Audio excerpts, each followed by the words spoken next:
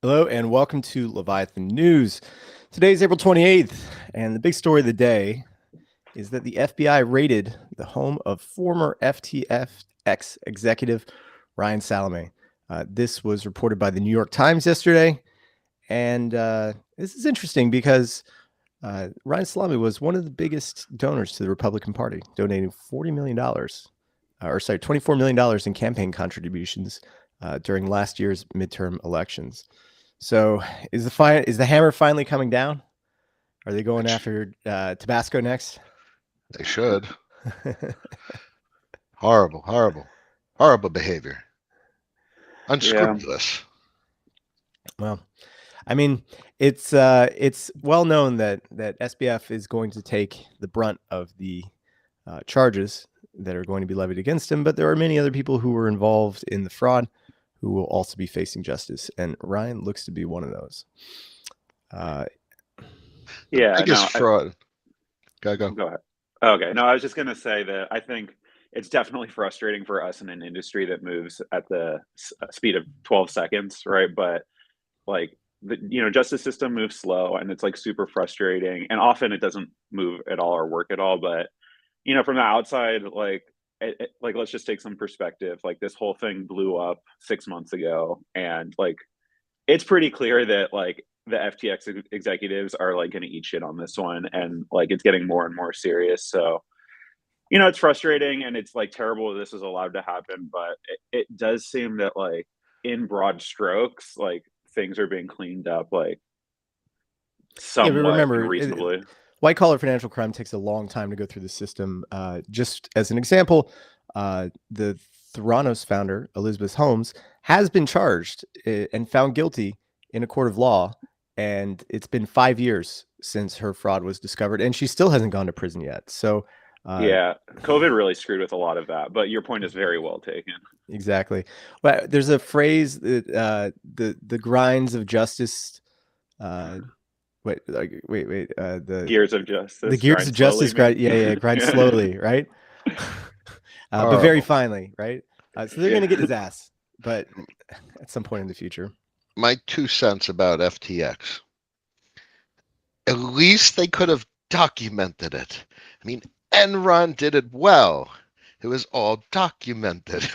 If you're going to commit crimes, at least understand where the money is and organize. And that's the biggest frustration for me, is just there was no ledger, there was no bookkeeping.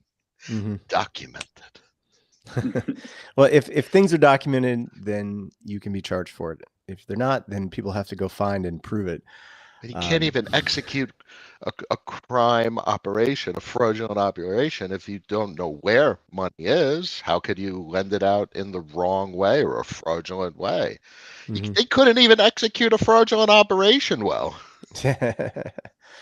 Well, another legend in the crypto space, Arthur Hayes, came out with a post yesterday. Actually, maybe today, it was a few hours ago, saying that let's fucking go. Another Friday, another U.S. bank on the brink of being deaded by the FDIC. He's essentially saying that First Republic is going to be crushed over the weekend, probably shut down, is his thoughts. And their balance sheet is what he calls dog shit, with a bunch of commercial real estate loans which are totally mismatched in duration, and he doesn't think should be eligible for bank funding.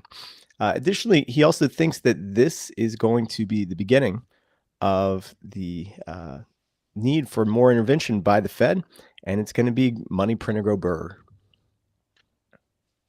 Timing of new liquidity and where it comes from. Everyone's trying to understand it. What's the cause and effect, the causality? I put up a post this morning about global M2. Everyone's like the M2 for the US is down, but crypto is not a US market, it's a global market.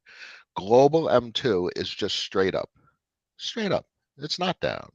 So they're going to provide liquidity. They're going to keep the system going and kick the can. Arthur has a great insight, and I like the way he writes very much. Yeah, and it is going to be the thing that I believe everybody's going to be watching. There's a lot of calls from some MMT folks that bank deposits should essentially be guaranteed across all these banks, and that no matter what, the banking system needs to be held up and restored, and kept from the brink of collapse, and that one bank failure is just too much. So we will see if the Fed is ready to pivot. There was actually some tweets yesterday. Some Russian pranksters called in to Powell, who gave honestly the most boring speech ever. Right, like the guy is just the same all the time, even in private conversations, apparently. And they tricked him into thinking he was speaking with Zelensky. And he, one of the tidbits that he gave to them was that the Fed was done hiking. They had done their 2 hikes. They were done, and they were going to sit here for a while. And that's kind of what the market expects, except in a few months, the market's expecting the Fed to pivot and to start to move down in rates. So we will see what is going to happen over the next few months. Yeah, I obviously not financial advice or any sort of advice, not even history advice, but like when I'm looking at how things are playing out right now, like I just can't help but look at 2008, and like the parallels are like pretty crazy where Bear Stearns in like the first quarter of the year like collapses out of nowhere, but they're able to like save it and put it into I forget who bought Bear Stearns, but like everyone thought it was going to be okay, and like maybe we saved the problem, and like that is kind of like a Silicon Valley bank. And then like over the spring and the summer, like there's a lot of like maybe we can get through this, maybe we can do these like little programs, and then like suddenly everything comes to like a head in like the late summer or in early fall. And like again, not any sort of advice at all, like I've only lost money in this space, so really not advice. But like what I am like particularly have my eye on is the US debt ceiling. And it's just like kind of one of these things that's like a no-brainer, except for just how broken our process is right now. And like without getting political at all, it's just like no matter what you think should happen with that, like there's huge existential stakes for the financial system, and like not a lot of reason to believe it's going to be like handled cleanly. So those are Are like kind you of the things I have my eyes on. in the mint the coin camp?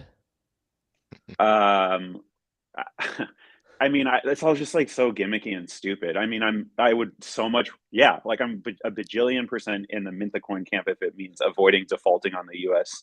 like, yeah, like a billion percent. Like I am trillion percent on the side of like we save the 1 U.S. trillion. financial system, like no question. Like if we let this thing fall apart, like what we're talking about is like money doesn't matter. We're talking like guns, ammo, and food is the only thing that matters. And Yeah, that's not an option from a congressional standpoint. And I don't want that. at some point, the money folks will walk into Congress and explain there is an extreme deficiency of collateral, which is why the 2 year and the short end of the curve is the volatility that it has. It cannot be moving up and down. There's not enough of it in the system. And that obviously allows them to raise the debt, fill the TGA, so they need to issue the debt. Someone will explain to the folks that are making the decisions how money or the system works, at least the status quo system. Mm-hmm. Well, it's going to be a fun couple of years in how all of this plays out, especially with how overvalued everything's been for the past several years. Um, it's either going to take massive money injections or we're going to have flat markets for the next decade, which is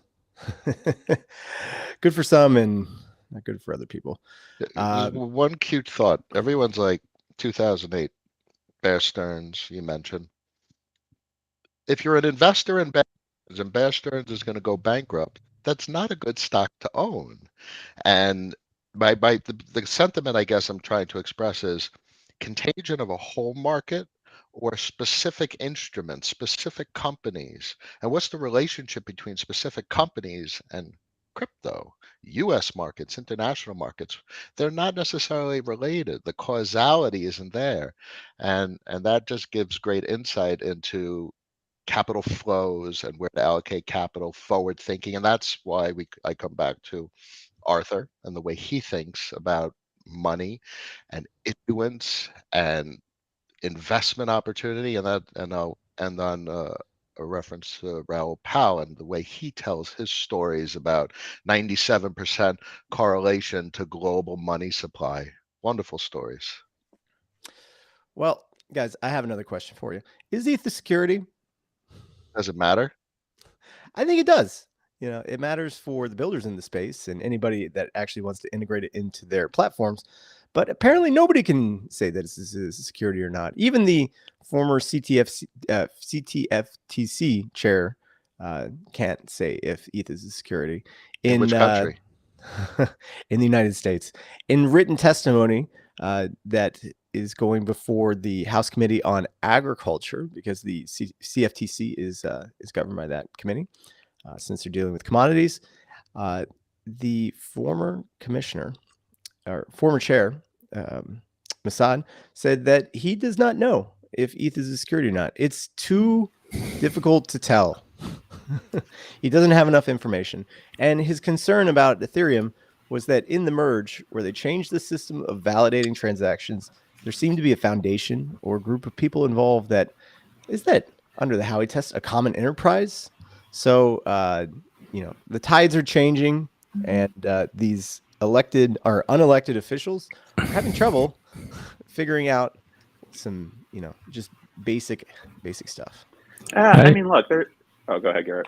I was just going to say another question on top of this. Like, when I see this, I assume there's some sort of inside thing where if you are in CFTC or SEC chair, there must be some written or unwritten rule saying that you don't make these public disclosures. Does anyone know if that's the case? There's precedent or insider reason why people don't say these things?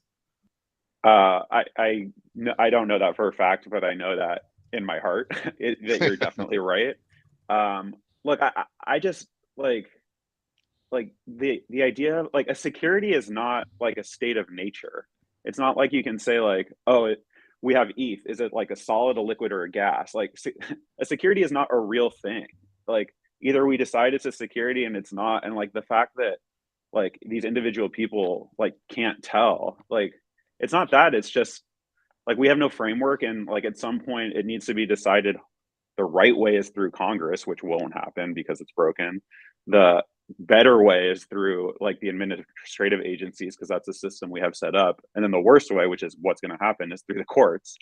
And but the bottom line is why would the worst way be through the courts?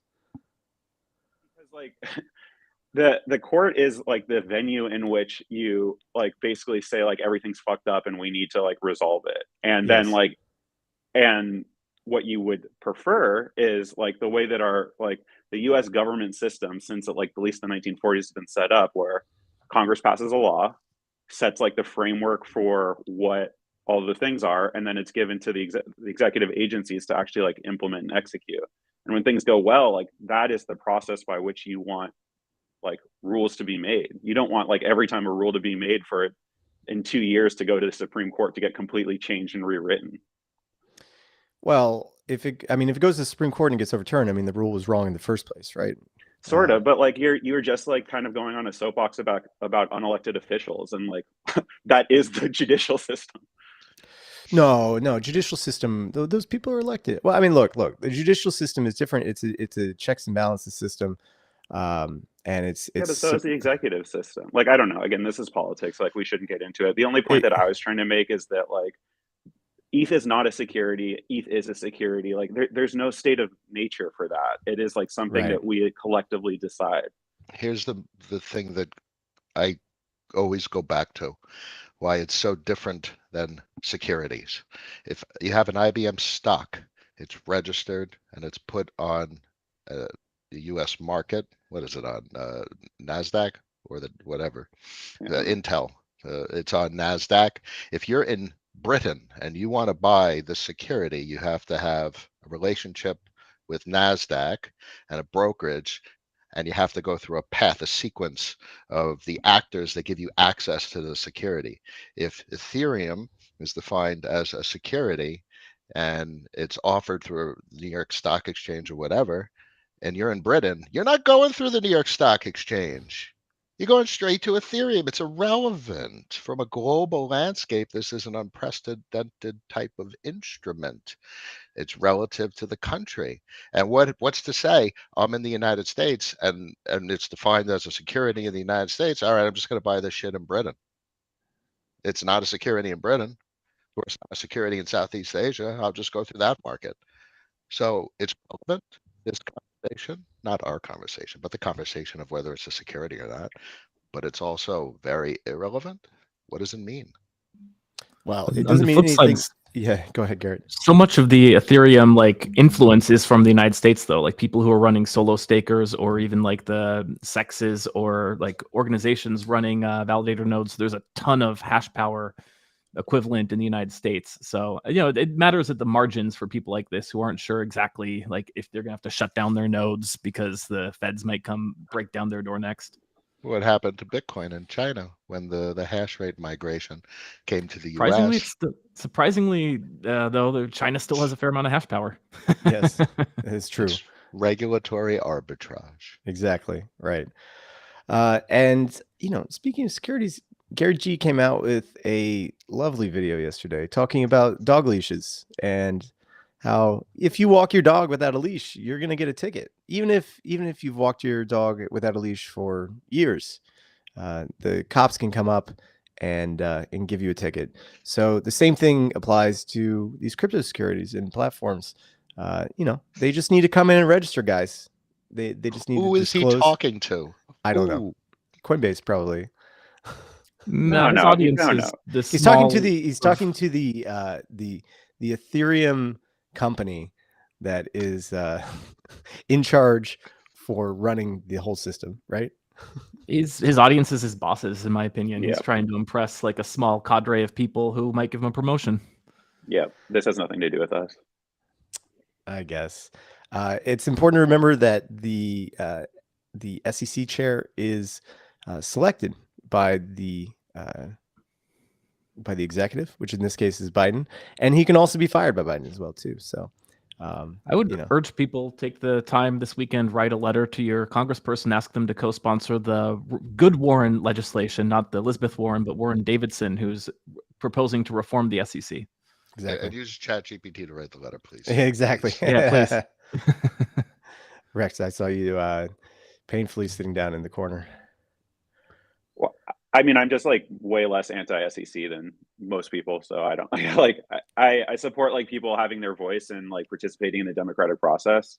I think that like we have a problem in our industry acknowledging that like the vast majority of the energy and like a lot of the building is in scams and like really just like taking advantage of people, like the exact reason why the SEC was created.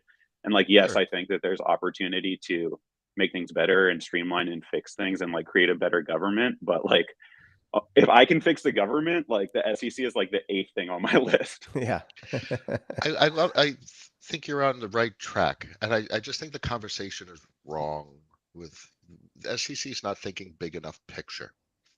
Their responsibility isn't the instrument with regard to crypto, it's regard to the agencies.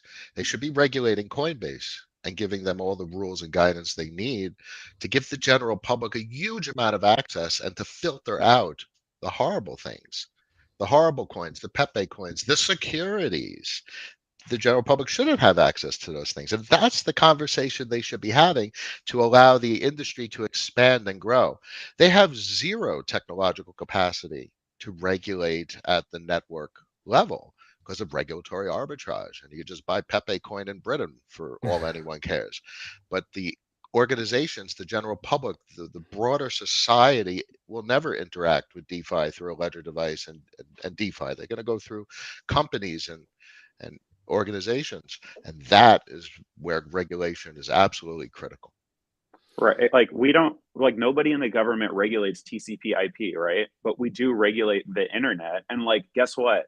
There's like the dark web, which is like unregulated, which means like it's not indexed by Google, and like any one of us can go on it right now. But like the reality is the vast majority of us never engage with the internet except through these like very regulated, very like centralized, like traditional things. And I think like that is the model for Ethereum, where it's like we build the core thing, like it allows like this permanent rage quit option. It allows like full access to the whole globe. But like I fully expect the economic activity to be like fucking JP Morgan roll up, you know? Like why wouldn't it be that? Well, And that's okay. Rex, I'm docking 10 points from your social credit score. Great. Permanently from your Ethereum, Okay. public Ethereum address. And you know, one of the other things that's potentially coming along for Ethereum, which could, you know, bring about some of these fears that a lot of people have, are the idea of decentralized identity connected to soulbound tokens. Soulbound token is just an NFT that can't move, right? And it's got a fancy little name, but a lot of different exchanges and other identity providers have been toying with the idea of depositing NFTs into your account. So like when you register on Binance or somewhere and then you do a withdrawal, right? They create an NFT, they send it to your account. Now they know and they can prove that that account has been KYC'd and is connected to some identity, real identity in the space. But do you guys think, what are your guys' thoughts on this decentralized identifiers? And is it the next thing for Ethereum and crypto? I have no problem with what you just described, like at all. Like I think that if Binance or any centralized exchange decides to make that business decision, like the beauty of what this is like we'll all move to XYZ exchange that pops out of the Seychelles in 2 weeks. You know, like that is the power of like, you know, the free market and like what Ethereum allows that anyone to participate. And so like I think we can have like a very intellectually stimulating debate about like the risks of marrying identity with blockchain and like all the stuff that's going on in China and like all that stuff. But I like get really frustrated when we have these like conversations about identity and like don't start from the standpoint that like identity is so screwed already.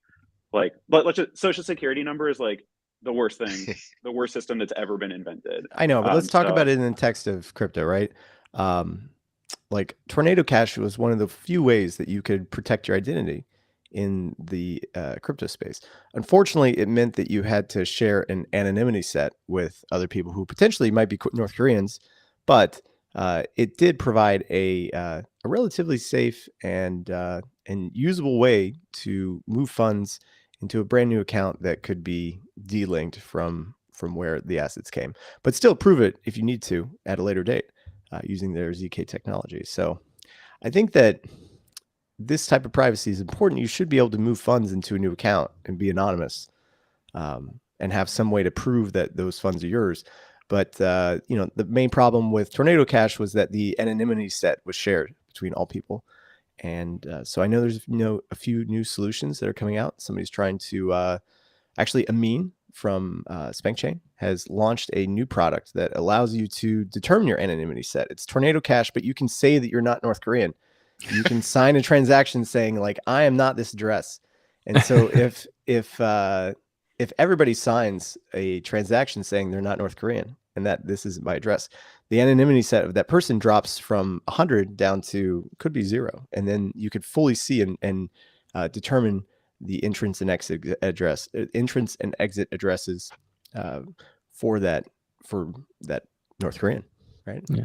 So yeah, going back to soulbound tokens, the only issue I have with them is more practical, which is that periodically for security, you need to rotate wallets. Like maybe you're concerned that your seed phrase got compromised, and then you might have to go through and like re-KYC at a bunch of places, which just could be a hassle. Like the same issue I have with like locking VECRV for 4 years. So it's not just soulbound tokens, but just sort of any of these long-term things. I think it's like what you pointed out, like there's some people still building some interesting stuff in the space. If you haven't looked at Sysmo, which is building some interesting identity solutions, Railgun is picking up and building like a really innovative like Web3 platform that has privacy tools built into it, but it's not specifically a privacy protocol. Yeah. I think we probably warrants a debate at some point to understand better about what's happening in the privacy space. Yeah, let's get the Sysmo team on. They'd probably do it. Oh, yeah. Yeah. If you guys are listening, please come on.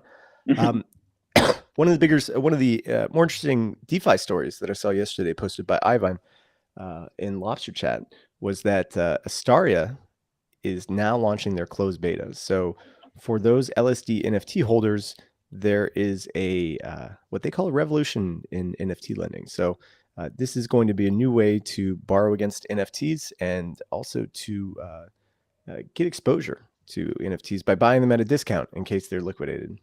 So brand new lending protocol. I know that NFTFi is super hot right now, and it's interesting to see the new developments in the space. So good luck to this team. Maybe we'll have to have them on to talk about their product. It'll be a never-ending debate. What is value? And ultimately, value could be transitory, but ultimately, all value has equity, and a means of accessing that equity has value. So what they're building has value. Exactly. Is it a security though? No, I mean, it will be in the future. These NFT5 marketplaces will eventually shift towards doing like houses and cars or whatever you want. Anything that could be securitized and be put on chain and have on-chain lending against it at some point, or at least that's the idea. Another story that we had was that tokenization, just what I was talking about, of pretty much everything, is the quote unquote killer app for TradFi, and that's said by JP Morgan. They were talking about this in terms of their Onyx digital assets platform. And, JP Morgan's moving ahead with asset tokenization in spite of everything that's happened in the markets. Yeah. So like my biggest takeaway from ETH Denver like 2 months ago is like I walked through all of the like little booths and everything and saw like all the DeFi stuff and was energized by that. But like for me, the craziest thing was I met a lot of like the hedge fund guys and like the guys who work at banks. And I learned about JP Morgan Onyx for the first time. And I realized like JP Morgan is already doing repo transactions with like 10 of like the world's biggest banks using Quorum, which is just a Geth fork, just a private Geth fork. And like that blew my mind, where it's like we always talk about how this like technology is going to change the world and we just like hope someone realizes it, but just to see that like people with like the actual real business need and like the resources to make things happen are pretty far ahead of us, like doing real financial important transactions. And like my take on Ethereum is it's inevitable. It's just like if you're building in blockchain, you're inevitably going to settle to ETH. And so like I understand why people can look at JP Morgan and all this stuff and like be nervous about government chains and private chains, but for me it's just like an incredibly bullish sign that like real institutions believe in the technology and like we're all on the same ship.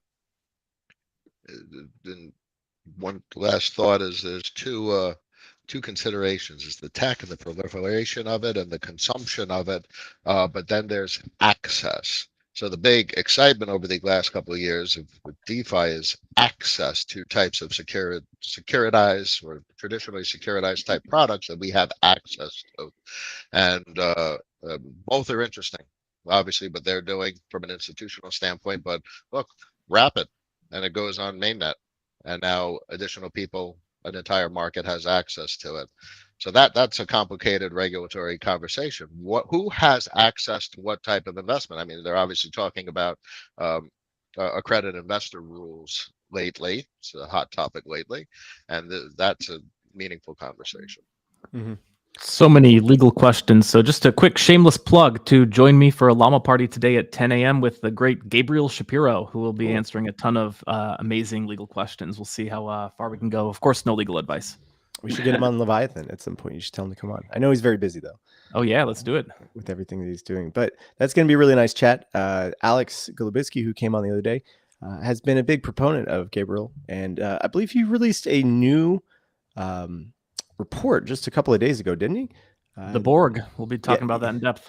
Exactly. I was like, how do we create actual like DAOs or like companies that are run by on-chain organizations, essentially. Really important read. Definitely should go out and take a look at that. Gabriel's one of the smartest crypto lawyers in the space. But we're going to wrap up there today. We went a little bit longer than usual, but it's okay. But guys, great having you on. You can find us all on Twitter. We have our Twitter names here for you can see in the video. If not, it'll be linked below. And you got something, Garrett? Oh yeah, just a question from the comments on YouTube. Noah, what kind of watch are you sporting? Oh, this is a Breitling. I like the Breitling brand. There's two brands out of Switzerland that are registered chronometers, chronographs, and that's Breitling and Rolex, but it's much cheaper than Breitling Path.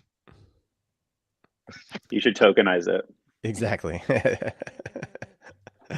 Well, this is going to wrap it up for today. Today is April 28th, 2023. We still need a way to wrap up the show. So if you have some ideas on some catch lines to come out with, please let us know in the comments. Make sure to follow us on YouTube and Spotify.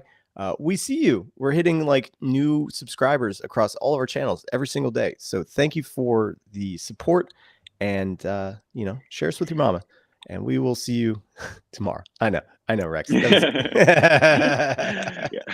Might lose some mamas from this from this topic. Thank you so much, guys. Have a good one. All right, see you tomorrow.